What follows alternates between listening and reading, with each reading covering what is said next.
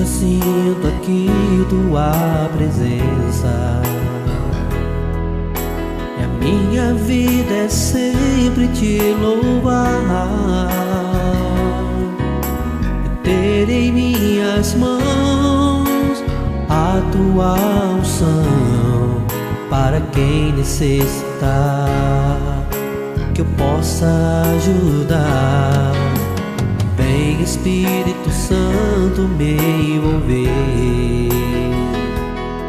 Eu quero agora sentir o teu poder, e do meu interior fluir rios de águas vivas, transbordando de amor todo o meu ser. Quero louvar e te exaltar pra sempre em minha vida, ó meu Senhor. Quero dar glórias a Deus por tudo quanto Ele fez por mim. Guia minha vida, Espírito, a Ti eu a entrego com amor, e te louvando, meu Pai, pra sempre com fervor. Quero louvar e te exaltar pra sempre em minha vida, ó meu Senhor. Quero dar glórias a Deus por tudo quanto Ele fez por mim.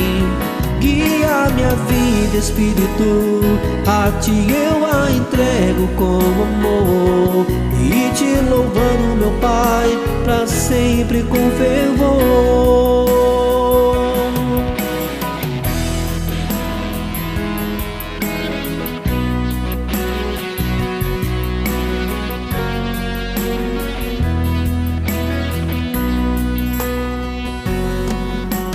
Vem Espírito Santo me envolver.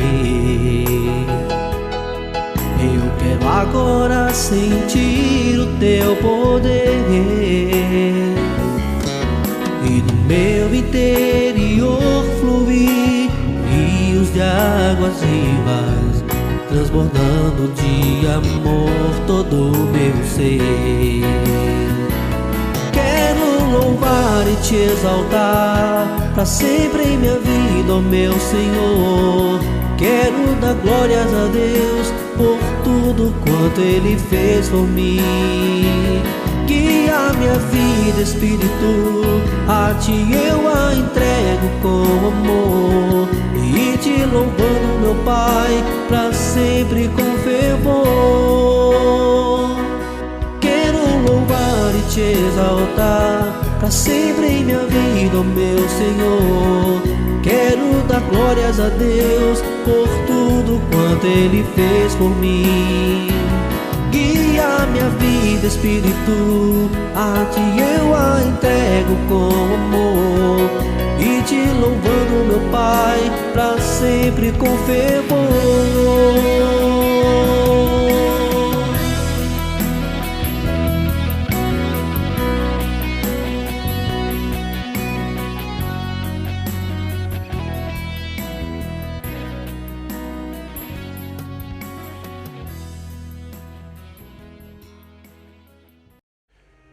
O Evangelho da Graça de Cristo nos ensina a amar ao próximo e ajudar ao outro sem desejar nada em troca.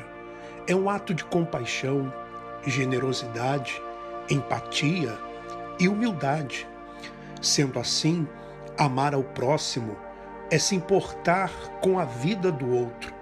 Se deseja apoiar o nosso trabalho e fazer parte do grupo Comunidade Igreja em Casa, entre em contato através do WhatsApp, sinal de mais 351 912 590 270, sinal de mais 351 912 590 270. Desde já lhe agradeço e que Deus continue lhe abençoando.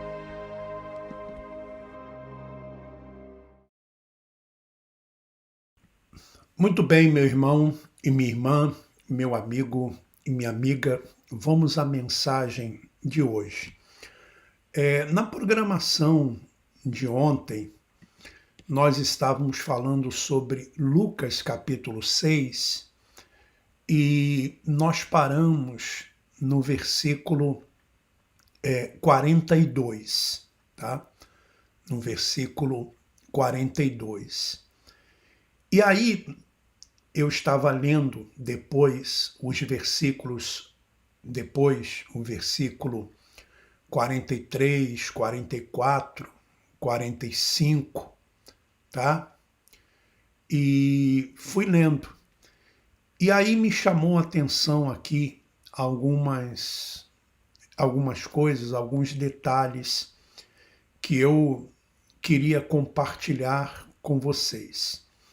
Você que tem acompanhado a nossa programação, você sabe que nós temos hoje uma visão, um entendimento totalmente diferente, né? Daqueles ensinamentos que nós tínhamos antes, quando nós estávamos no sistema religioso, tá? E é natural, né? É natural que isso aconteça, tá? É muito natural. Então, eu queria compartilhar aqui algumas coisas com você antes de nós fazermos a oração. Porque o que nós estamos tratando é totalmente diferente de todos os ensinamentos que nós recebemos quando nós estávamos no sistema religioso, não é verdade? É totalmente diferente. Normalmente nós, principalmente nós brasileiros, quando nos entendemos por gente, nós éramos católicos, professávamos uma religião da Igreja Romana, não é verdade? E depois, por alguma razão, por algum motivo, nós fomos para a Igreja Evangélica, porque dos anos final ali da década de 70, ali pelos anos 80, 90, houve podemos assim dizer, um boom dos evangélicos no Brasil, através de rádio, televisão, invadiram mesmo a mídia. Então, se alcançou ali um número muito grande, e tem alcançado até hoje, de pessoas que saíram do catolicismo, do espiritismo, para a religião evangélica. Ou seja, apenas se trocou de religião, porque se antes tinha o Papa, agora tem o bispo, o pastor, o apóstolo, né? Se antes tinha as imagens, agora tem a arca, tem o cajado. Se antes tinha água benta, agora tem a água disso, daquilo outro. A extrema unção, tem a unção com óleo também. Tem sal grosso, tem arruda. Se tinha as novenas, agora tem as correntes. Enfim, só houve uma mudança de religião, mas a escravidão continua a mesma. Os argumentos para escravizar as pessoas são os mesmos: a ganância, o medo e a culpa. Então é inferno, é demônio, é sempre a mesma coisa. Jesus vai voltar e vai acontecer o arrebatamento, vai vir um apocalipse, esse mundo vai acabar, vai pegar fogo, aquela coisa que nós ouvimos sempre. E quando nós somos alcançados pelo Evangelho da Graça, o nosso entendimento se abre, nós vamos vendo tudo ao contrário do que nos foi ensinado. Nós vamos vendo ao contrário. Então, já não há mais o medo, já não há mais a culpa, já não há mais a ganância. Por quê? Por que não há culpa? Porque entendemos que a salvação a pessoa não perde. Ela não perde a salvação. E por que não há mais, por exemplo, a ganância? Porque nós aprendemos a viver bem, satisfeitos, contentes com aquilo que temos. É claro que isso não nos impede de buscarmos coisas melhores, mas não temos mais aquela ganância que tínhamos antes, tá? E por que não mais o medo? Porque nós sabemos que nenhuma condenação há para aqueles que estão em Cristo. Nós sabemos que esse mundo não vai acabar. O que acaba são as pessoas. Geração vem, geração vai, mas a terra permanece para sempre. É o que está escrito. Nós passamos a entender que as profecias bíblicas, elas já se cumpriram. Que lá no ano 70, não no ano de 1970, 1970 o Brasil foi campeão, tá? Tricampeão. Nós não estamos falando de 1970, estamos falando de 70, primeiro século, quando Jerusalém foi destruída, tá? Invadida pelo exército romano e destruída, e o templo foi destruído. E ali, então, aconteceu novo céu e nova terra, ou seja, as coisas velhas passaram, o antigo pacto, o fim daquela era, daquele tempo, o fim daquele sistema religioso. Ali aconteceu o juízo, ali aconteceu tudo isso. Eu sei que não é fácil de você entender isso. E eu estava conversando com a Marcela e até lendo um versículo para ela a respeito do apóstolo Pedro, tá? De Pedro. Eu vou ler para você. E Pedro, que era um pregador do evangelho da circuncisão, Pedro, Tiago e João, eles pregavam para os judeus o evangelho da circuncisão. Quando ele lia as coisas que Paulo escrevia, e Paulo era o pregador dos gentios, o evangelho da graça, o próprio apóstolo Pedro, ele, quando lia as coisas que Paulo escrevia, ele achava difícil de entender. Difícil, por quê? Porque era uma outra mensagem, era uma mensagem totalmente diferente daquela mensagem que Pedro, pregava para os judeus. Paulo pregou a graça, tá? Paulo falou nenhuma condenação há. Paulo falou que o pecado foi aniquilado. Paulo não escreve, não fala sobre o inferno. Nas epístolas de Paulo, ele não fala sobre o inferno, ele não fala. Por quê? Porque essa palavra inferno, por exemplo, você vai estudar, quando você lê e vai estudar, essa palavra inferno não existe no grego, não existe no aramaico e nem no hebraico, as línguas que a Bíblia foi escrita. Essa palavra é uma palavra latina, infernos, que foi colocada na Bíblia por Jerônimo, um monge chamado Jerônimo, e até essa palavra infernos, ela quer dizer inferior, parte inferior.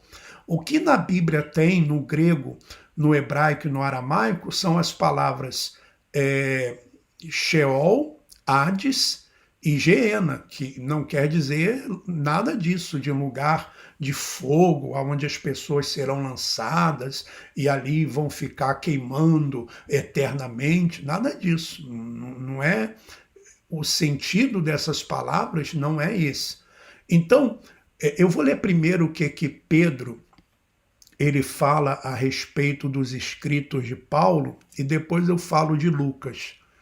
Então, Pedro, ele fala sobre os escritos lá em 2 Pedro, capítulo 3, né, versículo 16, tá? Ele diz assim, vou ler o 15 para você entender. Segundo Pedro, segunda carta de Pedro, capítulo 3, versículo 15. Considerai que a longanimidade do nosso Senhor é uma oportunidade para que possais receber a salvação.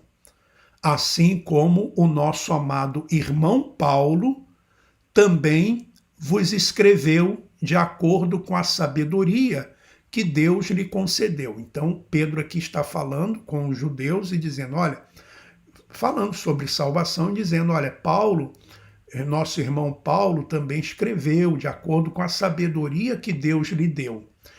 Olha o que Pedro vai dizer. Ele escreve do mesmo modo em todas as suas epístolas, discorrendo nelas sobre esses assuntos, nas quais existem trechos difíceis de entender, os quais são distorcidos pelos ignorantes e insensatos, como fazem também com as demais escrituras, para a própria destruição deles. Então, o próprio Pedro diz que as coisas que Paulo escrevia eram difíceis de entender, porque era o Evangelho da Graça. E quando nós trazemos aqui alguns assuntos, eu reconheço que para você seja de difícil compreensão, como também para mim, alguns também foram e são de difíceis compreensão. Mas aí o que é que nós temos que fazer? Nós não podemos apenas ficar esperando que venha uma revelação do céu, ou ficar, por exemplo, esperando que alguém venha falar o que quer dizer aquilo. Hoje em dia nós temos condições de pesquisar na internet, temos condições de estudar, temos condições de nos aprofundar. E é isso que eu faço. Quando eu tenho alguma dúvida em relação a algum escrito, o que eu faço? Vou lá e vou pesquisando, vou buscando em outras traduções da Bíblia, vou buscando na história, vou buscando o que quer dizer aquela palavra, e aí o entendimento vai vindo, porque isso é buscar. Quem bate, abrir-se-lhe-á. Quem pede, recebe. Quem busca, encontra. Não é buscar a Deus, é buscar esse entendimento, porque Deus está em você, mas Deus quer que você busque isso, que você procure isso. Veja só que interessante, nós falávamos sobre Lucas capítulo 6 e paramos no versículo 42, quando nós falamos ontem sobre o cisco no olho, o tronco, né, a trave, sobre o julgamento, né, sobre a autocrítica. Antes de você criticar os outros, antes de você condenar os outros, você fazer uma autoanálise.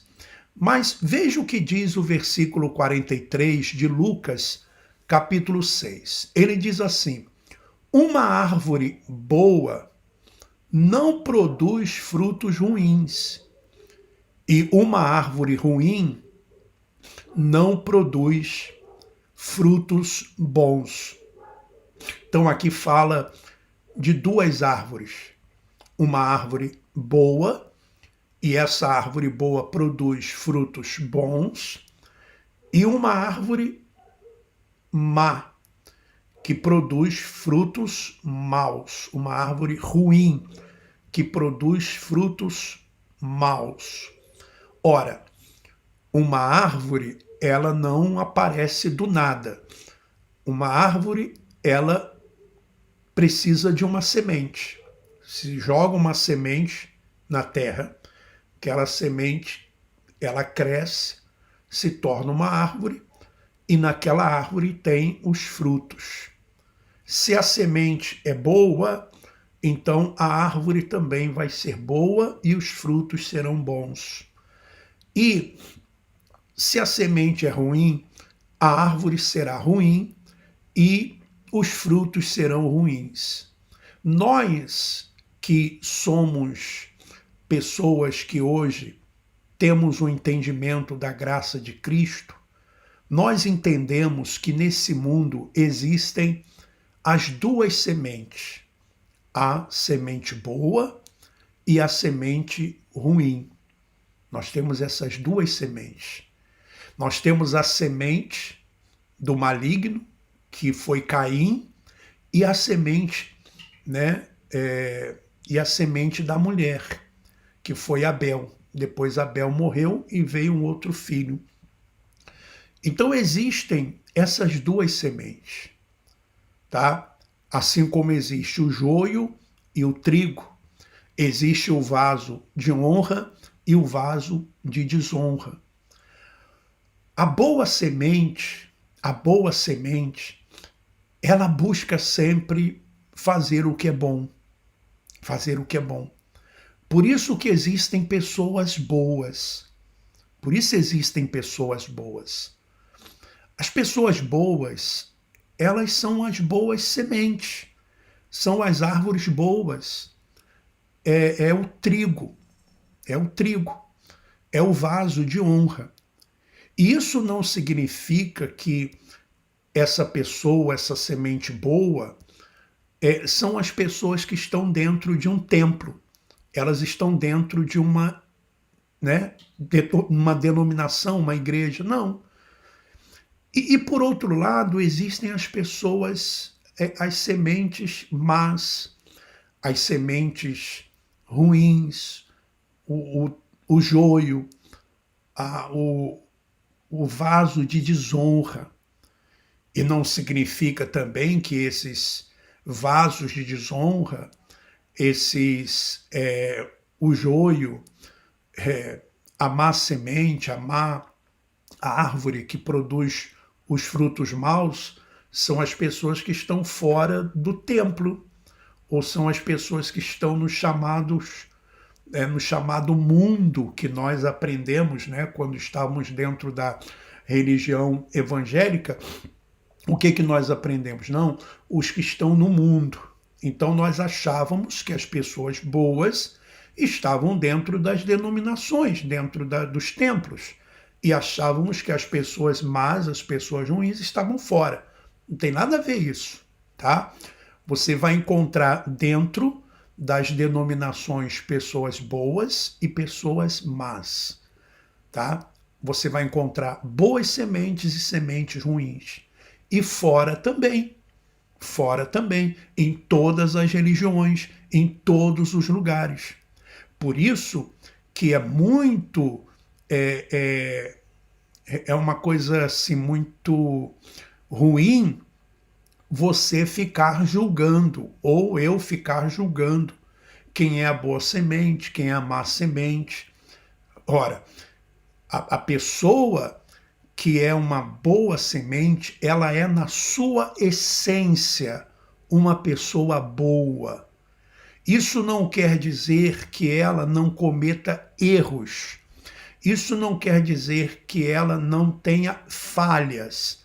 Mas normalmente as pessoas que são boas sementes, as suas falhas, os seus erros, normalmente sempre prejudicam a elas mesmas, tá?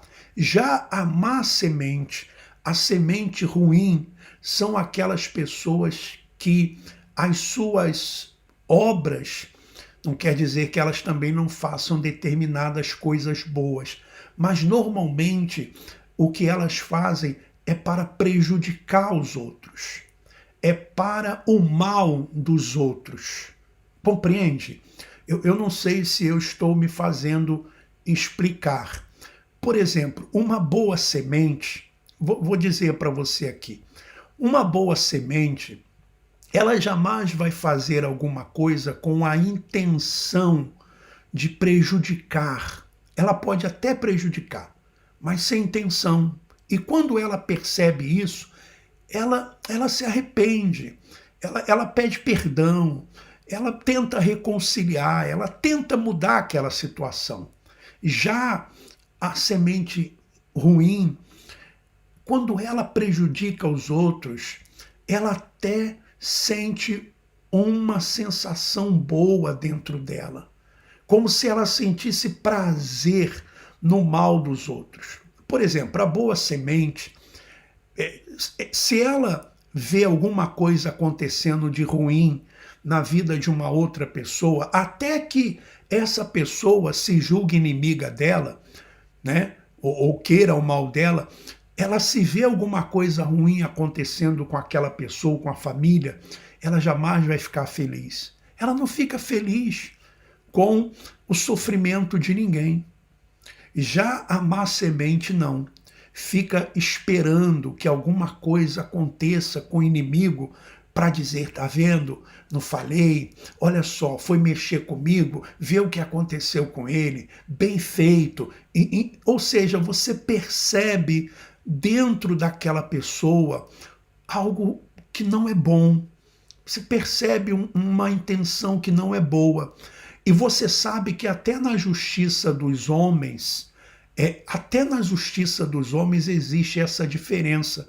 Quando a pessoa comete um crime, né, que é um crime doloso, né, que ela comete com dolo, né, o que seria um crime doloso, né?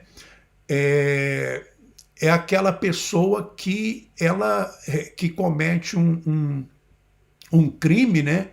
Que é feito com intenção, vontade consciente de cometer um ato ilícito ou de violar a lei.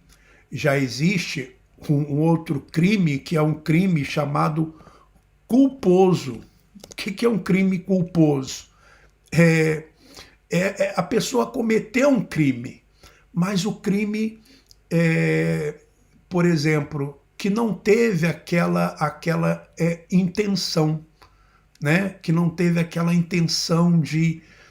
ela teve culpa, né? Ela teve culpa, mas ela não teve o dolo, né? Ela não teve aquele dolo, aquela intenção, sabe?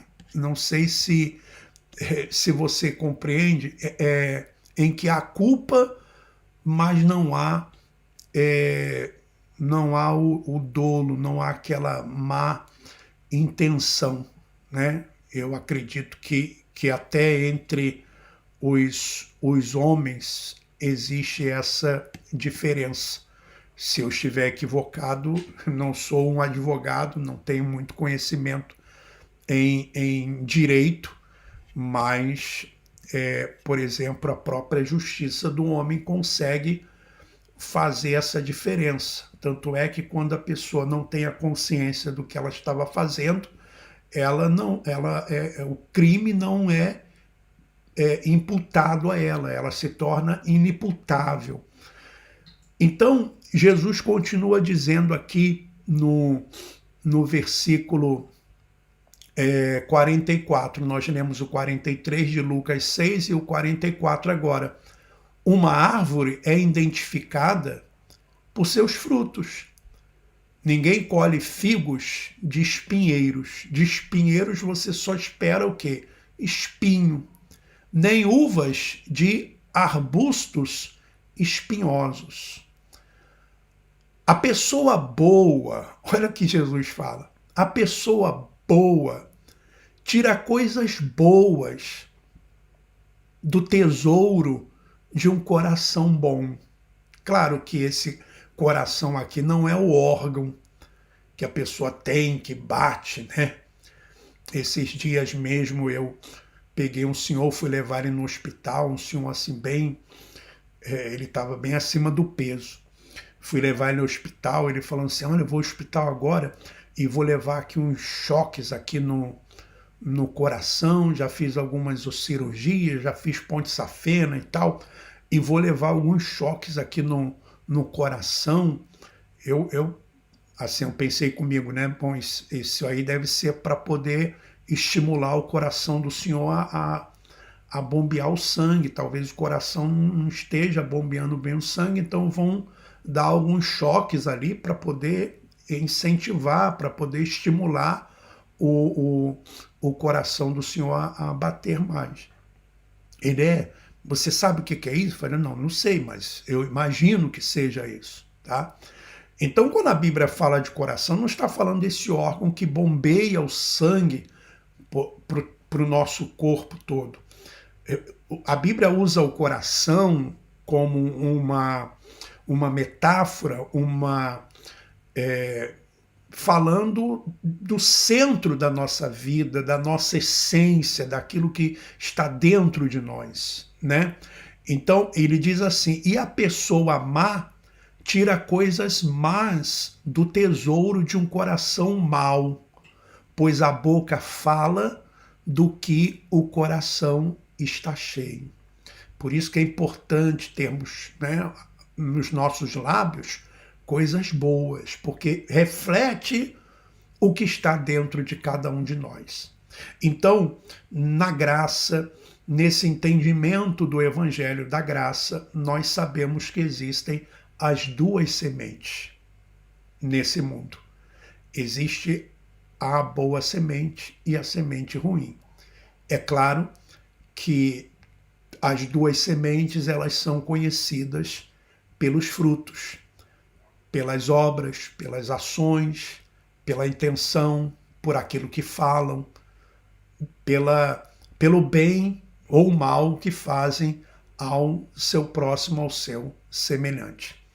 Eu quis trazer isso para você porque ontem eu li aquela passagem lá do Cisco e depois eu continuei lendo e li isso e veio isso na minha mente. Eu falei, não, eu vou compartilhar com os nossos irmãos e irmãs da nossa igreja em casa. E espero que você tenha gostado dessa mensagem, desse entendimento, e até mesmo na igreja em casa no domingo nós vamos tratar também desse assunto, porque nós estamos lá no livro de Gênesis, né? Nós falamos da criação do homem, e domingo agora eu vou falar sobre a queda do homem. E claro que vamos chegar naquela parte das sementes, da semente boa e da semente ruim. Tá bom? Deixa aí o seu comentário sobre essa mensagem, porque nós vamos agora à oração e depois eu posso ler aqui o seu comentário a respeito dessa mensagem, o que você entendeu, o que você acha, qual é o seu comentário a respeito disso. Vamos à oração que fazemos aqui todas as vezes aqui na nossa programação. Vamos orar.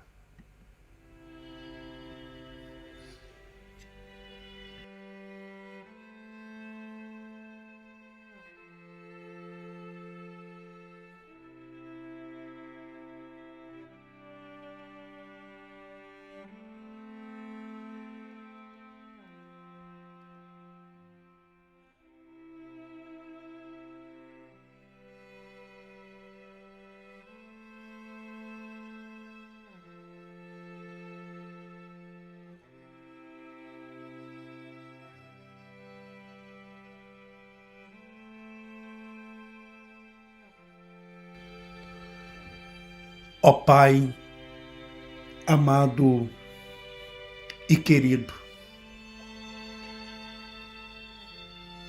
o Senhor que é a nossa força,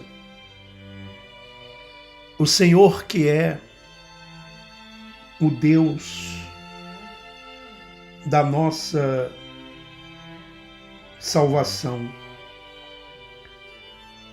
nós te adoramos, Senhor.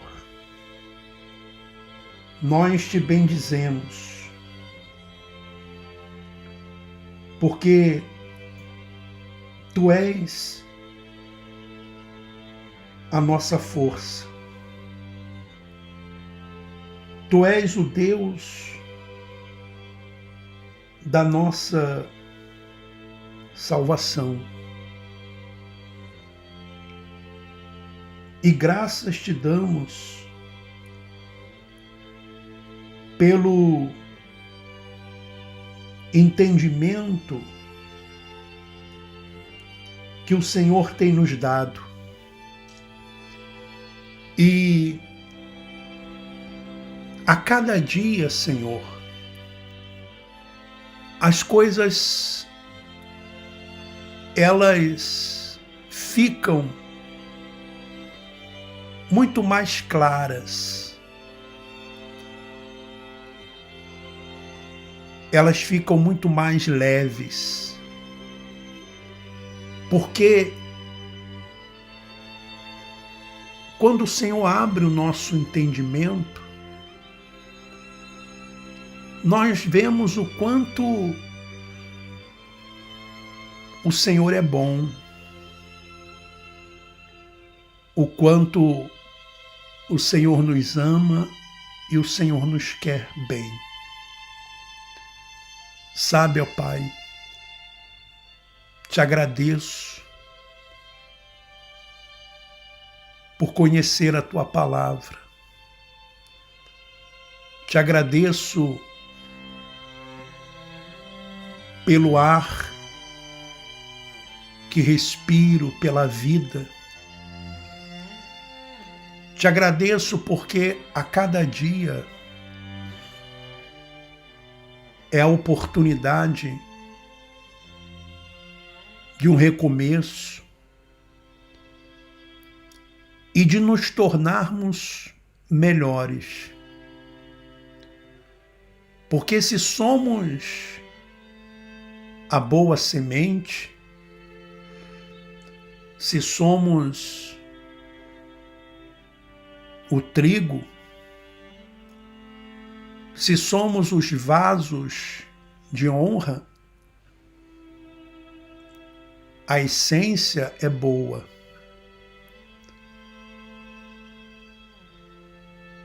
E o desejo é sempre o melhor.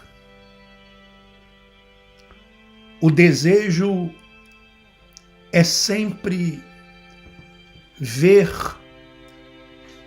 o nosso semelhante bem. Isso não significa que em momentos em nossas vidas não tenhamos falhas, erros, mas não nos agradamos disso. Não nos exultamos disso. Pelo contrário, há um arrependimento, há uma metanoia, ou seja, uma mudança de pensamentos. Ó Pai, te agradeço porque somente o Senhor pode nos dar um entendimento, nos guiar, nos orientar a cada dia. Eu oro nesse instante, meu Pai, por todos aqueles que, de alguma forma, de alguma maneira, nesse momento, tomaram alguma atitude equivocada, mas estão arrependidos e querem, a partir de hoje, praticar coisas boas. Eles querem tirar do coração bom as coisas boas, a começar a fazer o melhor para os seus familiares, para os seus amigos, e que isso também se estenda até aqueles que a consideram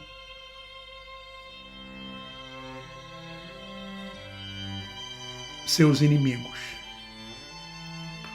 Como o Senhor mesmo O Senhor não tem prazer na morte de ninguém, nem na morte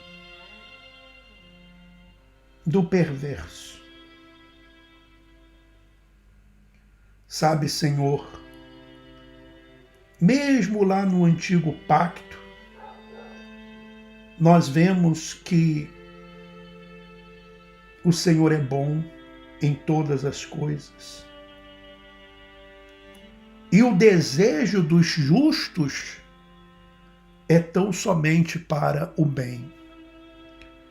Por isso, Senhor, eu agora, nesse instante, quero mais uma vez pedir que o Senhor dirija as nossas vidas e que a Tua graça, a Tua misericórdia alcance até mesmo aqueles que querem o nosso mal. Aqueles que às vezes ficam nos vigiando, como quando Paulo foi mordido por uma víbora e os outros ficavam esperando que ele inchasse e morresse. Mas nenhum dano lhe sucedeu. Ainda que existam pessoas que querem ou que desejam o nosso mal, nós desejamos o bem para elas. Como desejamos o bem para aqueles que estão em hospitais, em clínicas de recuperação, asilos, orfanatos, creches, aqueles que estão nas ruas, aonde nesse instante tem um inverno como no Brasil, como na Argentina, outros países onde as pessoas estão nas ruas. Cuida, Senhor. Cuida, porque colocamos tudo nas Tuas mãos, porque sabemos que o Senhor tem o controle de tudo. E que todos que creem digam: assim seja.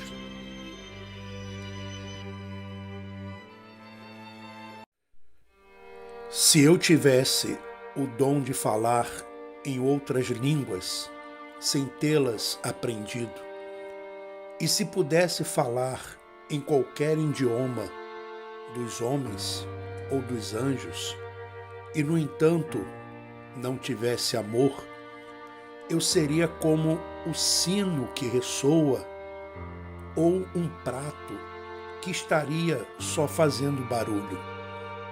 Se eu tivesse o dom de profetizar e conhecesse todos os mistérios e todo o conhecimento, mesmo que eu tivesse o dom da fé, a ponto de falar a uma montanha e fazê-la sair do lugar, se não tivesse amor, nada seria. Se eu desse aos pobres tudo quanto tenho, entregasse meu corpo para ser queimado vivo, e contudo não tivesse amor, isso não teria valor algum. O amor é paciente e bondoso, nunca é invejoso ou ciumento, não é presunçoso nem orgulhoso, não é grosseiro nem egoísta, não é irritadiço nem melindroso, não guarda rancor. O amor nunca está satisfeito com a injustiça, mas se alegra quando a verdade triunfa. O amor tudo sofre, sempre crê, sempre espera o melhor, tudo suporta. 1 Coríntios, capítulo 13, do versículo 1 ao versículo 7. Graças a Deus. Deixa eu ler aqui uns comentários antes de terminar. A irmã Rosângela dizendo: muito obrigado, gostei muito, sim, tenho esse entendimento. Muito obrigado, Alfredo. A linda Marcela diz assim: resumo este mensaje dado por ti, amor, em ama a tu prójimo como a ti mismo. El amor al prójimo não causará mal nem sofrimento alguno. E ela cumprimenta dizendo: e aún errando, reconocemos e cambiamos para lo bueno e agradável para nosotros, não? Agradável para nosotros e para los inimigos também. Verdade. Que Deus lhe bendiga. A Dalva Souza, que a graça de Deus alcance a todos, tá? Então, nós vamos ficando por aqui com a mensagem de hoje. Amanhã estaremos de volta neste mesmo horário, tá bom? Que Deus continue abençoando a todos. Um forte abraço e vamos em frente. O Evangelho da Graça de Cristo nos ensina a amar ao próximo e ajudar ao outro sem desejar nada em troca. É um ato de compaixão, generosidade, empatia e humildade. Sendo assim, amar ao próximo é se importar com a vida do outro. Se deseja apoiar o nosso trabalho e fazer parte do grupo Comunidade Igreja em Casa, entre em contato através do WhatsApp, sinal de mais 351 912 590 270, sinal de mais 351 912 590 270. Desde já lhe agradeço e que Deus continue lhe abençoando.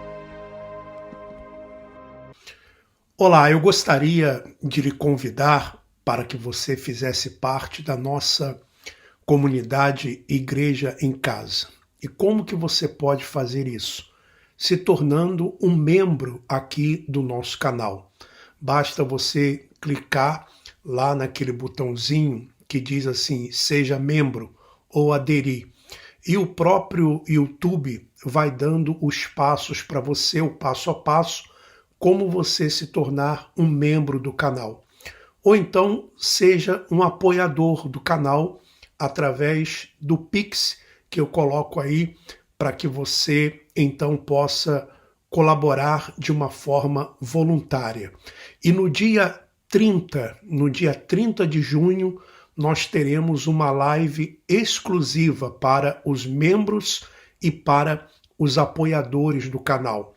Dia 30 de junho vai cair numa sexta-feira e a live ela vai acontecer no horário de 8 horas da noite, horário do Brasil, e meia-noite, horário de Lisboa, de Portugal, tá bom? Então basta você se tornar um membro do canal ou então um apoiador aqui do nosso trabalho, do nosso canal, da comunidade Igreja em Casa. E aí o que você faz? Depois que você se torna um membro, que você seja um apoiador, que você também faça aí, né, a sua contribuição voluntária, você me envie um WhatsApp, tá? O WhatsApp é o 351, primeiro você coloca o sinal de mais 351 912 590 270, sinal de mais 351 912